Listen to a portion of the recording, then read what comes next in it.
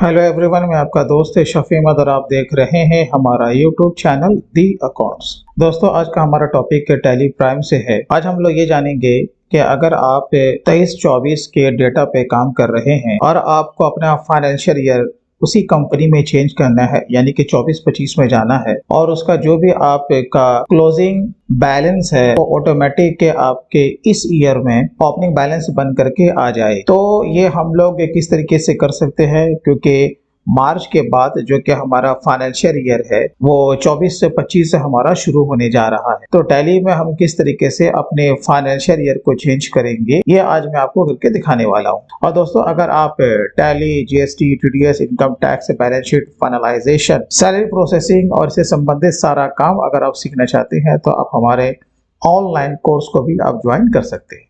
तो चलिए दोस्तों, आज का टॉपिक हम लोग शुरू करते हैं। तो जिस भी कंपनी में आप काम कर रहे हैं, सबसे पहले आपको टैली में उस वाले कंपनी को ओपन कर लेना है। जैसे कि मैंने यहाँ पर एक जीएसटी कोर्स 23 से 24 का यहाँ पर हमारा कंपनी ओपन किया हुआ है।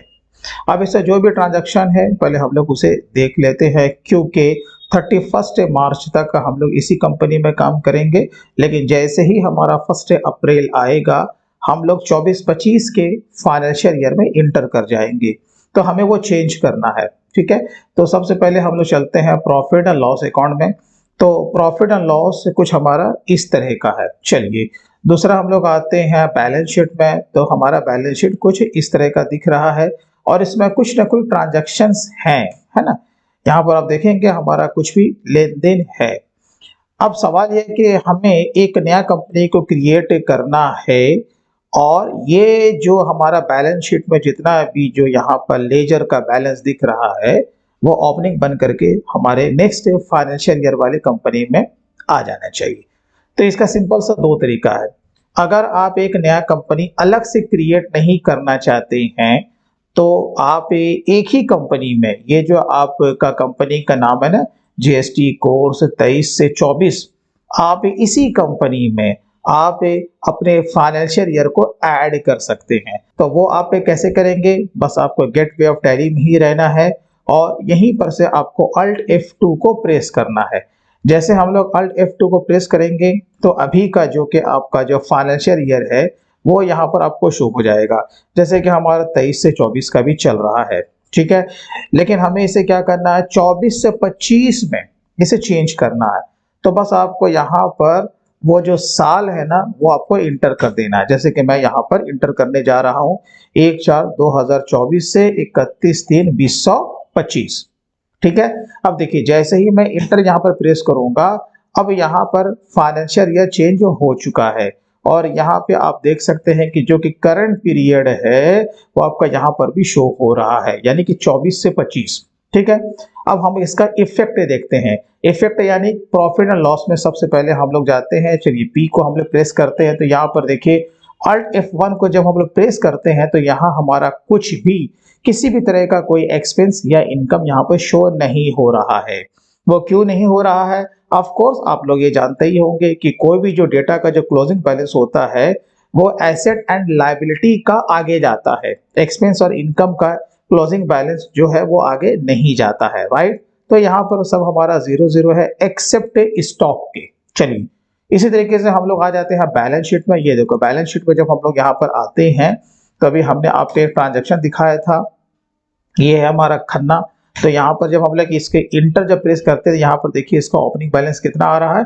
तो ये बहुत ही सिंपल है। अगर आप चाहें कि हमें एक नया कंपनी क्रिएट नहीं करना है तो बस आपको गेट में रह करके ही आपको पीरियड को चेंज कर लेना है। इससे क्या फायदा होगा कि अभी तो आपका ये काम चलता ही रहेगा ना, क्योंकि ऑडिट का जो डेट आता है वो आपका सितंबर से आपका शुरू होता है, राइट। लेकिन कुछ भी अगर आप एडजस्टमेंट एंट्री अगर आप 23-24 में करेंगे तो उसका effect by default as a opening आपका 24-25 में भी पड़ जाएगा। तो आप इस तरीके से भी कंपनी को चेंज कर सकते हैं। अब जैसे कि अभी मैं 24-25 में आ चुका हूं, ठीक है। 24-25 में आने के बाद आपको जो भी एंट्री आपको लेनी है आप लीजिए, इसमें कोई भी टेंशन वाली बात नहीं है। लेकिन ध्यान ये रखना है कि जिस पार्टिकुलर फाइनेंशियल ईयर में आप काम करेंगे वो फाइनेंशियल ईयर आपको जरूर चेंज करना है। फॉर एग्जांपल आपको 23-24 में कुछ काम करना था यानी कि एडजस्टमेंट, जबकि 24-25 का आपका साल स्टार्ट हो चुका है, लेकिन फिर भी हो ना हो आपको कुछ ना कुछ एडजस्टमेंट करना पड़ सकता है और करना ही पड़ता है क्योंकि ऑडिट तो आपका सितंबर के महीने में होने वाला है ना।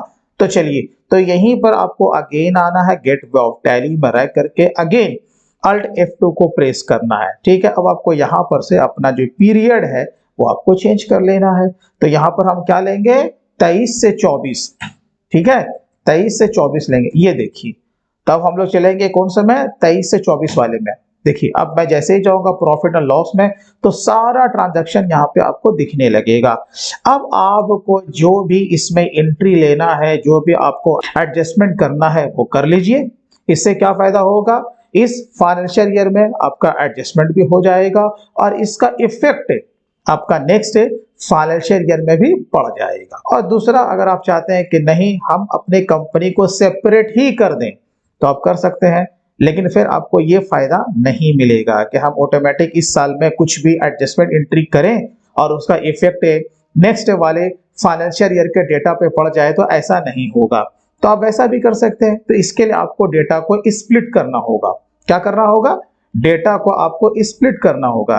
तो स्प्लिट करने के लिए बहुत ही सिंपल है। अभी जैसे कि मैं अल्ट F2 को प्रेस करता हूं, ठीक है, ये 23 से 24 का है, हमें 24 से 25 का एक न्यू कंपनी को क्रिएट करना है। तो यहां पर आपको चले जाना है डेटा में।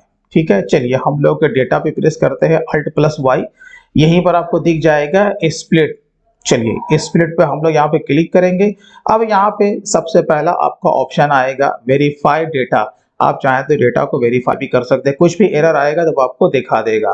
अदर देन आप स्प्लिट डेटा पे डायरेक्ट आप क्लिक कर सकते हैं। तो चलिए सबसे पहले हम लोग वेरीफाइड डेटा पे क्लिक करते हैं। तो यहाँ पर से आपको अपनी कंपनी का यहाँ पर से सिलेक्शन करना है, जैसे कि मेरा है जीएसटी कोर्स 23 से 24 वाला। तो इस कंपनी को हम लोग सेलेक्ट करेंगे, देन यहाँ पे इंटर को प्रेस करेंगे। चलिए, नो एरर फाउंड, ये इस तरह का आपका यहाँ पर मैसेज आएगा। हमारे इसमें कुछ भी एरर नहीं है।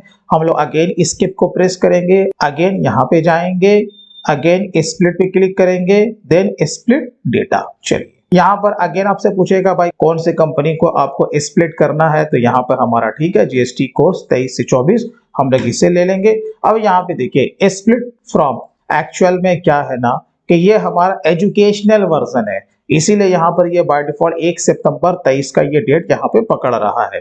ठीक है, लेकिन आपका जो रजिस्टर्ड टैली होगा यहाँ पर आपका 1 अप्रैल 2023 ही यहाँ पे होना चाहिए, ये आपको ध्यान रखना है। ठीक है, तो चलिए अब यहाँ पर हम लोग क्या करेंगे, इंटर को प्रेस करेंगे। यहाँ पर देखिए इससे पहले ये दो कंपनी को यहाँ पर ये क्रिएट करेगा, यहाँ पर 1 अप्रैल 23 से लेगा और यहाँ पर 1 सितंबर से लेगा। ठीक है, यहाँ पर अगेन मैसेज आएगा continue to split company data. तो यस, तो इंटर को प्रेस करें। ये देखिए आपका डेटा यहाँ पे स्प्लिट हो रहा है, क्योंकि जैसे कि मैंने कहा कि टैली जो है वो हमारा एजुकेशनल मोड में है, इसलिए वो डेटा को स्प्लिट नहीं कर रहा है। लेकिन जो प्रोसेस मैंने आपको यहाँ पे बताया है उसी सेम प्रोसेस को आपको इम्प्लीमेंट करना है। तो ऑटोमेटिक ये दो कंपनी को यहाँ पर वो क्रिएट कर देगा। तो इसमें से एक कंपनी आपका बाय डिफॉल्ट एक नया कंपनी बन जाएगा और उसमें जितना भी आपका लास्ट ईयर में यानी कि 23-24 में आपका जो भी क्लोजिंग बैलेंस था यानी कि बैलेंस शीट में, वो ऑटोमेटिक 24-25 में वो आपको यहाँ पर शो होने लगेगा। यहाँ पर आप आएंगे तो यहाँ पर आपके कंपनी के लिस्ट में आपको वो स्प्लिट किया हुआ नया कंपनी भी दिख जाएगा। तो इस तरीके से बहुत ही सिंपल वे में आप अपने फाइनेंशियल ईयर को टैली प्राइम में चेंज कर सकते हैं। आई होप इस वीडियो में आपने कुछ सीखा होगा। दोस्तों अगर वीडियो अच्छा लगा तो कम से कम अभी से लाइक जरूर कीजिए और हमारे चैनल में पहली बार आए हैं तो प्लीज आप हमारे चैनल को सब्सक्राइब भी जरूर कर लें। तो फिर मिलते हैं किसी दिन किसी और नए टॉपिक के साथ, तब तक take care and bye bye.